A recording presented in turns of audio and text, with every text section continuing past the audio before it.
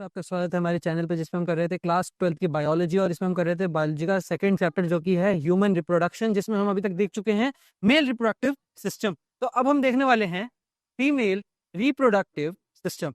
तो female reproductive system में सबसे पहले हमें क्या क्या देखने को मिलती है? Ovaries, fallopian tubes, uterus, cervix, vagina और उसका एक्सटर्नल जेनिटेलिया।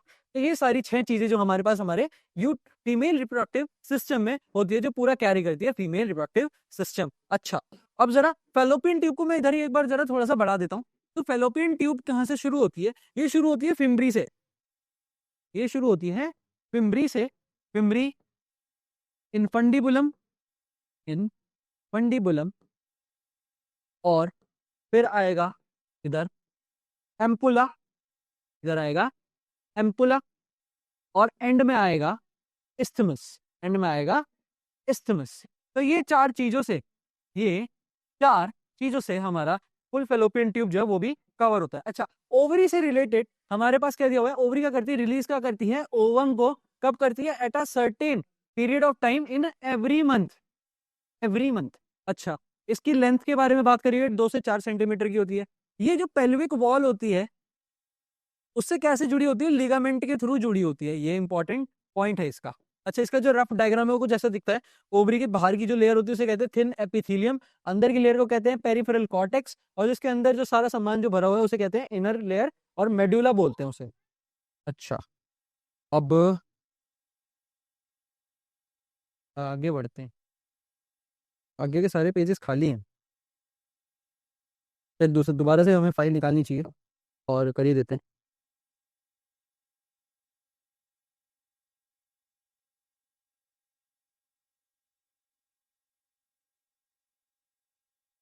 हो गया। तो अब फ्लो जरा देखते हैं किसका? Flow of reproductive tract. तो ओवरी, ओवरी के बाद जितने भी सारे वो बताए जो फेलोपियन ट्यूब में आते हैं, क्या? फिम्बरी, फिम्बरी, इनफंडिबुलम, इनफंडिबुलम, और इनफंडिबुलम के बाद आएगा एम्पुला, इनफंडिबुलम के बाद आएगा एम्पुला, एम्पुला के बाद आएगा इस्थमस, इस्थमस के बाद आएगा यूट्रस, यूट्रस, और यूट्रस के बाद आएगा सर्विक्स, और फिर आएगा वजाइना। अगर हम माने कि ओवरी से ओवम हुआ बट फर्टिलाइज नहीं हुआ, और पीरियड साइकिल में वो बाहर निकल गया, तो वजाइना के थ्रू बाहर निकल जाएगा।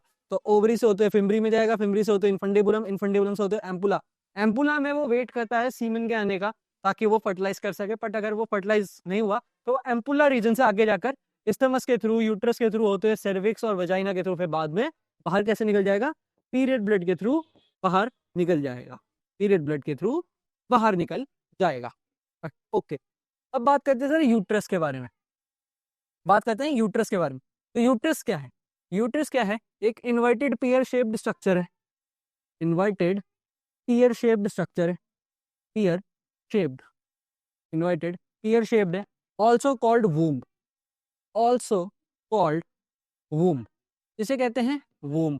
ओके, अब ये भी joint to pelvic wall, joint to pelvic wall through, pelvic wall through ligament, through ligament, ligament के थ्रू ये भी जुड़ती है। अच्छा, इसमें 3 लेयर्स होती हैं, 3 लाइनिंग्स होती हैं। इसमें क्या होती है? 3 लाइनिंग होती है। अब वो 3 लाइनिंग कौन कौन सी हैं? पेरीमीट्रियम, पेरीमेट्रियम, मियोमीट्रियम, ये मिडल लेयर। पेरी मतलब बाहर की, मियो मतलब बीच की, और एंडो मतलब एकदम अंदर वाली लेयर, एंडोमीट्रियम, एंडोमीट्रियम। अच्छा, अब इसमें से पेरीमीट्रियम के बारे में ज्यादा तो हमको डिटेल्स नहीं है गिवन एनसीईआरटी में, बट जो एक लेयर हमको पेरीमीट्रियम के बारे में ना हटके मियोमीट्रियम और एंडोमीट्रियम के बारे में बताते हैं।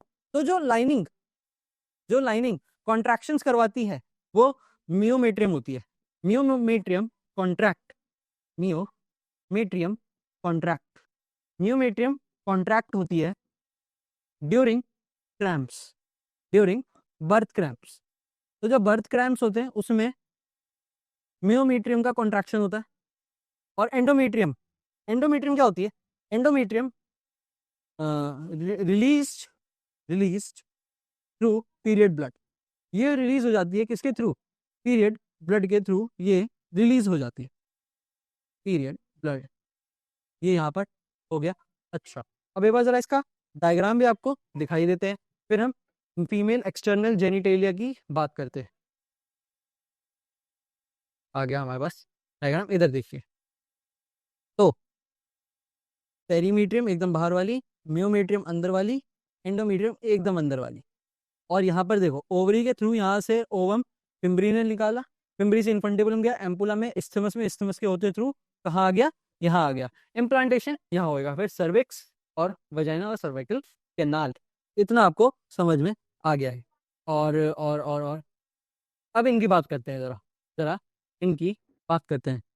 तो और फिर आगे आएगा नीचे ये सारी चीज़ें बस। ये आते हैं फीमेल एक्सटर्नल जेनिटेलिया। तो फीमेल एक्सटर्नल जेनिटेलिया में हमारे पास क्या क्या है? सबसे पहले है मॉन्स प्यूबिस। मॉन्स प्यूबिस ये क्या है? मॉन्स प्यूबिस क्या है? मॉन्स प्यूबिस क्या है? लेयर ऑफ, ये लेयर फैटी कुशंस है, fatty cushions, cushions having tissues and have tissues and hairs. यहाँ पर ये है हमारे पास मॉन्स प्यूबिस। अगली चीज क्या है हमारे पास? वो है labia majora. Labia majora, labia majora. अब ये लेबिया मेजोरा की बात करते हैं।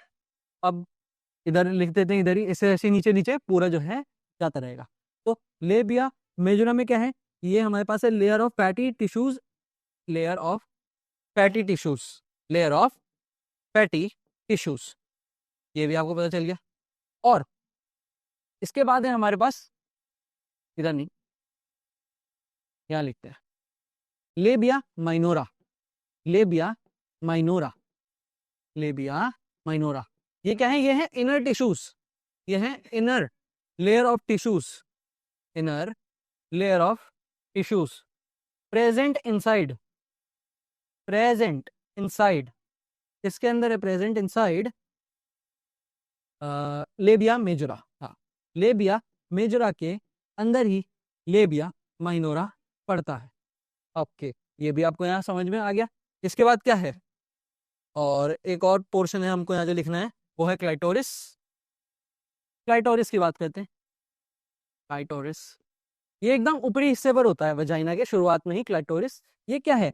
ये फिंगर लाइक प्रोजेक्शन है, फिंगर लाइक प्रोजेक्शन है, फिंगर लाइक प्रोजेक्शन है। ये फिंगर लाइक प्रोजेक्शन है above labia minora, above labia minora, labia minora के अंदर। तो ये फीमेल का एक्सटर्नल जेनिटेलिया है। अब बात करते हैं क्या female reproductive system, female reproductive system, female का जो रिप्रोडक्टिव सिस्टम है, सिस्टम क्या करता है? Works integratedly, works integratedly, works integratedly with mammary glands, with mammary glands, mammary glands, mammary glands के साथ वर्क करता है इंटीग्रेटेडली। क्यों? For, for fertilisation, for fertilisation, child birth, child birth और चाइल्ड केयर में, चाइल्ड केयर में। तो ये दोनों का क्या, किस किस का? फीमेल रिप्रोडक्टिव सिस्टम का और मेमोरी ग्लैंड का। तो हमने फीमेल रिप्रोडक्टिव सिस्टम के बारे में तो जान लिया, अब जरा मेमोरी ग्लैंड्स के बारे में जान लेते हैं, जरा मेमोरी ग्लैंड्स के बारे में जान लेते हैं। तो सबसे पहले मेमोरी ग्लैंड्स में सबसे पहली चीज हमारे पास क्या होती है? हमारे पास होते हैं ग्लैंडुलर टिश्यूज, ग्लैंडुलर टिश्यूज मतलब ग्लैंड्स होती है जिनमें, ग्लैंडुलर टिश्यूज। ये क्या करते हैं? ग्लैंडुलर टिश्यूज क्या करते हैं? फॉर्मेशन ऑफ मिल्क, मिल्क की जो फॉर्मेशन है वो ग्लैंडुलर टिश्यूज करते हैं, फॉर्मेशन ऑफ मिल्क। और साथ साथ में क्या होता है हमारे पास? फैट का अमाउंट होता है, फैट, इन वेरिएबल अमाउंट, इन वेरिएबल अमाउंट मतलब वेरी करता है फीमेल टू फीमेल, जिनके पास फैट का अमाउंट ज्यादा होगा उनके मेमोरी ग्लैंड्स थोड़े बड़े होंगे। Fat in variable of, in variable amount, in variable amount. अब ये किस लिए होते हैं? For support, for support. अच्छा, फैट हो गया और ग्लैंडुलर टिश्यूज भी हो गए, ये और ये। अब जरा इनका जो पाथवे है मिल्क के प्रोडक्शन का, वो आपको पहले डायग्राम के थ्रू दिखाते हैं, वो आपको पहले डायग्राम के थ्रू दिखा देते हैं। यहाँ देखो, ये वाला नहीं, आ क्यों नहीं रहा, आ गया। तो फैट्स हैं, ये सब तो ठीक है। स्टार्ट कहाँ से होता है? मेमोरी लोब से, ये रहे मेमोरी लोब्स। फिर कहाँ पर आते हैं? मेमोरी एल्वियोलस, एल्वियोलस मतलब जो एल्वियोलाई, जैसे आपको पहले भी पढ़ाया था, है ना। फिर आते हैं मेमोरी डक्ट्स, ये सारे जॉइन होकर क्या बनाते हैं? ये डक्ट्स बनाते हैं जिधर से मिल्क आगे जाएगा। एम्पुला क्या है? वाइडर पार्ट, देखो यहाँ पर ये दिखेगा, वाइडर पार्ट जो है वो एम्पुला है। फिर आएंगे लैक्टिफेरस डक्ट, यहाँ पर जो है मिल्क जो है स्टोर रहेगा, और निपल्स के थ्रू क्या होगा? ये सक आउट करा जाएगा। तो मतलब memory lobe, memory duct, ampulla, lactiferous duct, ये क्या है? इसका फुल पाथवे है मिल्क के लिए। तो यहाँ जरा लिखना चालू कर देते हैं। सबसे पहली चीज क्या थी? Memory lobes, memory lobes. Memory lobe से कहाँ जाता है काम? हो जाएगा मेमोरी एल्वियोलस में, मेमोरी एल्वियोलस में, एल्वियोलस के बाद जाएगा मेमोरी डक्ट्स में, एल्वियोलस के बाद जाएगा डक्ट्स में, मेमोरी डक्ट्स में, डक्ट के बाद कहाँ जाएगा? डक्ट के बाद वो जाएगा आगे आएगा एम्पुला में, वो जाएगा एम्पुला में। एम्पुला के बाद आगे कहाँ जाएगा? वो एम्पुला के बाद जाएगा लैक्टिफेरस डक्ट्स में, मतलब यहाँ पर मिल्क जो है वो स्टोर भी होएगा लैक्टिफेरस डक्ट्स में। और लैक्टिफेरस डक्ट्स के बाद एट द एंड आएगा वो निपल्स में। और निपल्स के अराउंड एरियोलर टिश्यूज होते हैं थोड़े डार्क कलर के, वो आपको इधर उधर दिखाई देता हूँ डायग्राम में। यहाँ देखो, एरियोला यहाँ पर होता है, कैसे रीजन होता है यहाँ इतने एरिया में निपल्स के अराउंड, जो थोड़ा सा डार्क होता है, स्किन कलर इसका डार्क होता है अराउंड वाले, बाकी स्किन जो इधर जो स्किन है उससे यहाँ थोड़ा सा डार्क होता है। तो ये भी आपको पता तो चली गया। अब जरा बात करते हैं, कहाँ गया वो पेज, पेज वापस मिल नहीं रहा, हो गया, हाँ ये रहा। अब बात करते हैं जरा oogenesis की।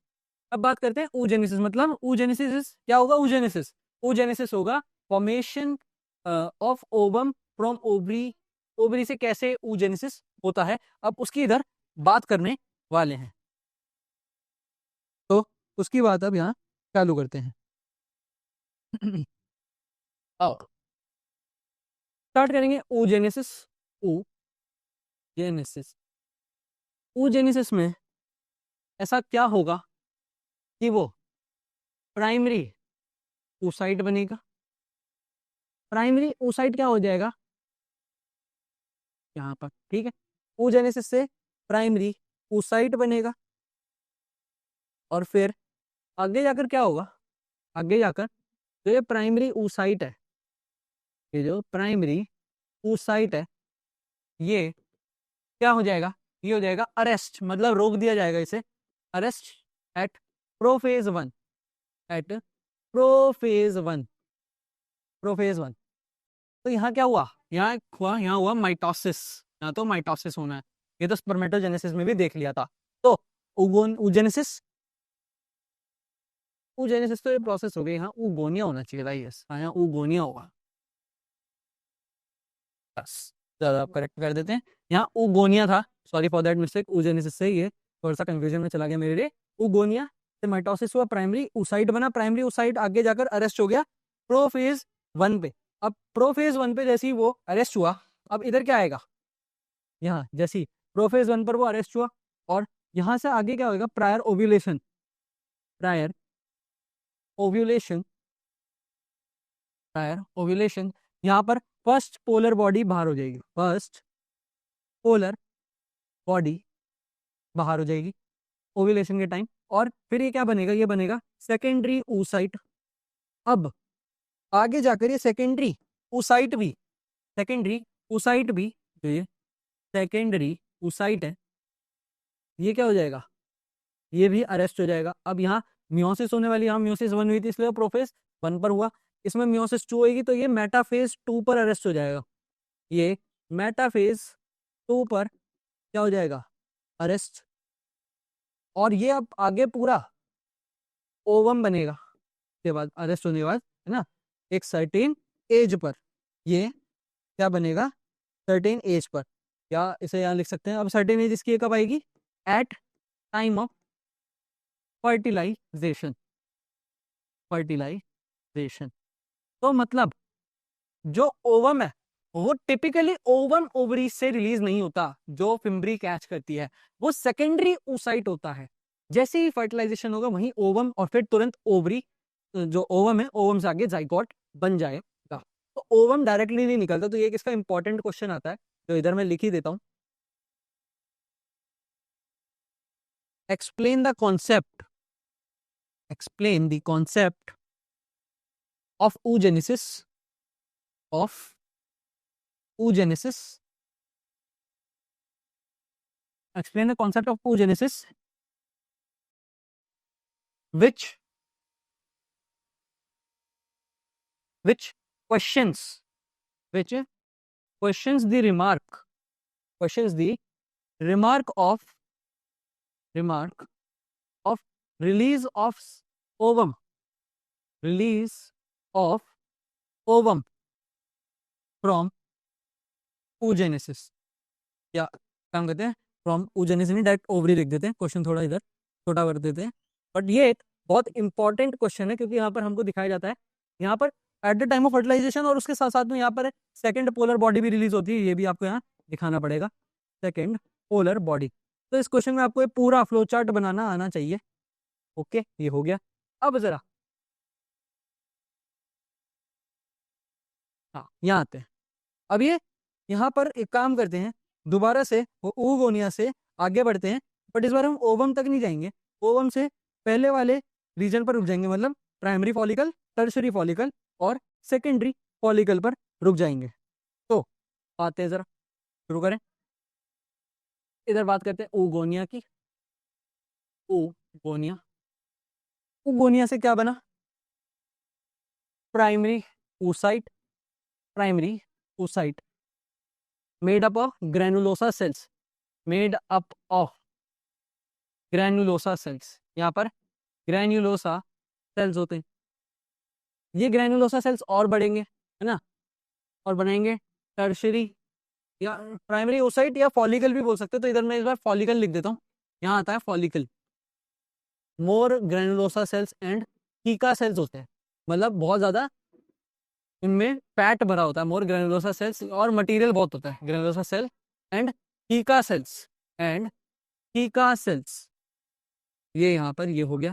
अब इन में आगे क्या बनता है, आगे बनेगा इसमें इधर टर्शरी फॉलिकल, टर्शरी फॉलिकल। अब इस टर्शरी फॉलिकल में एंट्रम हमें मिलेगा, एंट्रम, एंट्रम लेयर का एक इंपॉर्टेंस आएगा, और ये क्या करेगा, टर्शरी फॉलिकल से आगे जाकर बनेगा एक fully matured Graafian follicle, Graafian follicle, यहाँ बनेगा फुल्ली मैच्योर्ड ग्राफियन फॉलिकल विच रिलीज दी सेकेंडरी oocyte, विच रिलीज दी सेकेंडरी oocyte। अब मैं यहाँ ओवम नहीं लिख रहा, क्यों नहीं लिख रहा, क्योंकि अभी आपको कॉन्सेप्ट पता चल चुका है कि ओवरी से जो चीज रिलीज होती है, जो हमने स्टार्टिंग में फर्स्ट लाइन बोली थी स्टार्टिंग में वीडियो के, वो गलत थी कि ओवम रिलीज होता है, दरअसल सेकेंडरी oocyte रिलीज होता है।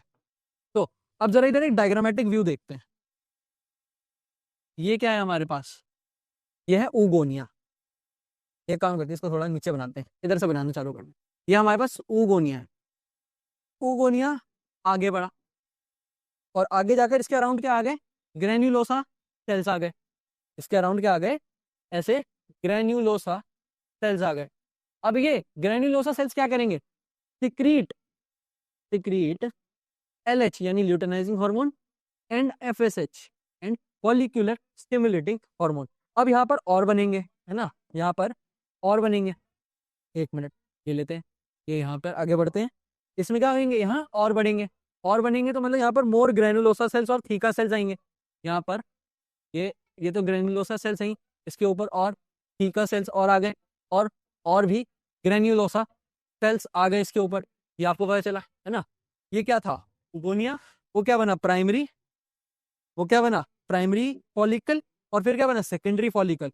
अब ये सेकेंडरी फॉलिकल के बाद क्या आएगा, सेकेंडरी फॉलिकल के बाद आएगा टर्शरी फॉलिकल, वो इधर बनाते हैं, ये लो इधर है ना, इधर बना देते हैं टर्शरी फॉलिकल। टर्शरी फॉलिकल थोड़ा साइड में आ जाएगा और एंट्रम लेयर की, एंट्रम लेयर प्रोड्यूस होगी जिसके अंदर फ्लूइड भरा होता है, जिसके अंदर फ्लूइड भरा होता है, जिसके अंदर फ्लूइड भरा होता है। यहाँ से शुरू कर देते हैं एंट्रम लेयर, ऐसे ऐसे, ये हमारे पास आ गया। अब ये जो बीच में बनी ये क्या था, ये है एंट्रम, ये है एंट्रम लेयर, ये है एंट्रम लेयर। अच्छा, अब इसके बाद बनेगा ग्राफियन फॉलिकल, वो इधर बताते हैं क्या बनेगा, ग्राफियन फॉलिकल। यानी ग्राफियन फॉलिकल क्या करता है, ध्यान से देखना इसका, इसके अराउंड एक ऐसे ट्यूब सी बन जाती है और इसके बाद बाहर होता है ऐसे, ये हो जाता है, वैसे थोड़ा अजीब सा बन गया, दोबारा बनाते हैं, ये ऐसे। एंट्रम लेयर तो ऐसी की ऐसी रहेगी, बस अंदर ही हो जाएगा, और इसके अंदर ये भी पूरी ऐसे होएगी भरी हुई, यहाँ पर ये भी ऐसे। ग्रैन्युलोसा सेल्स तो रहेंगे ही, ग्रैन्युलोसा सेल्स तो रहेंगे ही। ये हो गया, ये क्या बन गया यहाँ पर, ये ऐसे रहेगा, ये यहाँ पर ऐसे रहेगा। ये क्या बन गया, ये बन गया हमारा ग्राफियन फॉलिकल, ये हमारे ग्राफियन फॉलिकल, जिसमें से यहाँ से ऐसे सेकेंडरी oocyte रिलीज हो जाएगा, सेकेंडरी oocyte रिलीज हो जाएगा। और अब ये आगे बढ़ेगा, ये आगे बढ़ेगा, थोड़ा सा और नीचे ले जाते हैं इसे, यहाँ से ऐसे है ना, ये अब यहाँ और बढ़ेगा। अब इसके यहाँ बढ़ने के बाद क्या बनेगा, एक बनेगा, सिर्फ ग्रैनुलोसा सेल्स रह गए, और ये क्या बनेंगे, व्हाइट कलर का चीज बनाएंगे जिसे बोलते हैं कॉर्पस लूटियम, जिसे बोलेंगे कॉर्पस लूटियम। ये है अर्ली कॉर्पस लूटियम, और फिर ये कॉर्पस लूटियम क्या करेगा, और छोटा हो जाएगा और थोड़ा अपने आप को कॉन्ट्रैक्ट कर लेगा, और यहाँ बनाएगा ये लेट कॉर्पस लूटियम, ये बनेगा लेट या मैच्योर कॉर्पस लूटियम। और फिर ये आगे जाकर डीजेनरेट होना शुरू हो जाएगा, आगे जाकर डीजेनरेट होना शुरू हो जाएगा। और ये सारा काम किसमें होगा, ये सारा काम होगा इस ओवरी के अंदर। इधर से नहीं काम करते, ऐसे लेते हैं ऐसे, ये इसके, ये क्या है, ये ओवरी है, ओवरी के अंदर ये सारा काम होगा। अच्छा, अब एक ऊगोनिया का पूरा ये साइकिल चलाकर यहाँ पर क्या बनना, कॉर्पस लूटियम, कॉर्पस लूटियम में बनना, इसे क्या कहते हैं, ये और लेट्स सपोज सेकेंडरी oocyte जो है वो फर्टिलाइज नहीं होता है, इसको सीमन इंटरेक्शन नहीं होती है, तो अब ये क्या करेगा, ये बाहर निकलेगा फीमेल की बॉडी से एक साइकिल के थ्रू, जिसे कहेंगे मेंस्ट्रुअल साइकिल, जिसे कहेंगे मेंस्ट्रुअल साइकिल। तो अब मेंस्ट्रुअल साइकिल के बारे में बात करते हैं। मेंस्ट्रुअल साइकिल के बारे में जो हम बात करेंगे वो हम डायरेक्ट इसके डायग्राम के थ्रू ही करेंगे, वो हम डायरेक्ट इसके डायग्राम के थ्रू करेंगे। जो डायग्राम इसका यहाँ है, उससे पहले आप एक बार ये वाला डायग्राम और देख लो जो मैंने आपको वहां बना के दिखाया। कैसे, इधर रुको, कलर चेंज, ये हमारे पास उगोनिया धीरे धीरे प्राइमरी फॉलिकल, टर्शरी फॉलिकल बना, फिर ग्राफियन फॉलिकल मैच्योर हुआ, और यहाँ से क्या हुआ, ओवम रिलीज हुआ, जो कि बल्कि में ओवम नहीं है, क्या है, सेकेंडरी oocyte है। और फिर कॉर्पस लूटियम की फॉर्मेशन इधर ही ओवरी के अंदर चालू हो गई। अच्छा, अब जरा इसमें देखते हैं, यह है पूरा पीरियड साइकिल फीमेल का, from the first day of a month to 28 और 29th डे, है ना। 28 डेज का साइकिल होता है नॉर्मली हर फीमेल में। तो जो स्टार्टिंग होती है, स्टार्टिंग के 5 दिन, स्टार्टिंग के 5 दिन उसके होते हैं मेंस्ट्रुअल साइकिल के डे। मतलब इसमें जो वो कॉर्पस लूटियम है, ये जो कॉर्पस लूटियम में जो रिग्रेट हो रहा है, जो रिग्रेस हो रहा है, ये पीरियड ब्लड के थ्रू यही साइकिल देखो आगे वापस चालू हो रही है। तो यही यही इधर 5 दिन निकलेगा। अच्छा, अब उसके बाद क्या होगा, उसके बाद क्या होगा, वापस से क्या होगा, फॉलिकुलर फेज आएगा, जिसे कहेंगे प्रोलिफरेटिंग फेज, यानी कि फॉलिकल्स डेवलप होंगे वापस से। ओगोनिया से क्या बनेगा, ग्राफियन फॉलिकल, ग्राफियन फॉलिकल से आगे क्या होएगा, जैसे ही इसमें से ओवम निकलेगा, ओवम जैसे ही निकलेगा 13th डे के अराउंड, उसके बाद एक फेज शुरू हो जाएगा जिसे कहेंगे ओव्यूलेशन फेज, जो कि एकदम सेंटर में आएगा, जो कि एकदम सेंटर में आएगा इस पीरियड के साइकिल में। मतलब अगर 5th डे पर उसके किसी फीमेल के पीरियड्स एंड हुए हैं, तो उसका जो ओव्यूलेशन फेज है वो आएगा 17th date of that month. तो वो कोई भी डे मंथ हो सकता है, बट 15 to 17 का एक एवरेज टाइम जो निकलता है वो यहाँ बीच में निकलता है।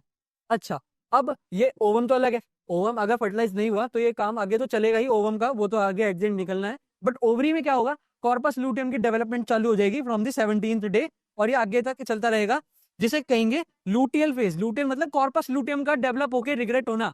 पहले प्री कॉर्पस लूटियम, इमेच्योर, फिर मेच्योर, और फिर रिग्रेसिव कॉर्पस लूटियम आगे बनेगा। कब तक? 28th डे तक, और 28 डे के बाद वापस से यही सेम साइकिल जो है चालू हो जाएगी। तो इसमें हमारे पास टोटल 4 फेज आते हैं। पहला मेंस्ट्रुअल फेज जो चलेगा 5 दिन, फिर आएगा हमारे पास फॉलिकुलर और डेवलपिंग फेज जो चलेगा 10 दिन, फिर 3 दिन चलेगा हमारा ये ओव्यूलेशन फेज, और उसके बाद आएगा हमारा लूटियल फेज, और फिर वापस से नेक्स्ट साइकिल जो है बिगिन हो जाएगी। तो ये था हमारा फीमेल का क्या, ये फीमेल का है मेंस्ट्रुअल साइकिल पूरा। इसमें मेरे को कुछ लिखना नहीं था, जस्ट मेरे को मेंस्ट्रुअल साइकिल का डायग्राम दिखाना था, और वो मैंने एंड में दिखा दिया। इसके बाद हम देखने वाले हैं, जो नेक्स्ट वीडियो में देखेंगे, जो होगा फर्टिलाइजेशन की। अब ओवम तो बन गया, अब अगर वो ओवम हमें जो है एक्सक्रीट आउट नहीं करवाना फीमेल बॉडी से, और उसे सीमन इंट्रैक्शन करवानी है और फर्टिलाइजेशन करवाना है, तो फर्टिलाइजेशन कैसे होता है, एम्ब्रियो की डेवलपमेंट कैसे होती है, वो सब हम देखेंगे इस चैप्टर की लास्ट वीडियो में। Thank you so much.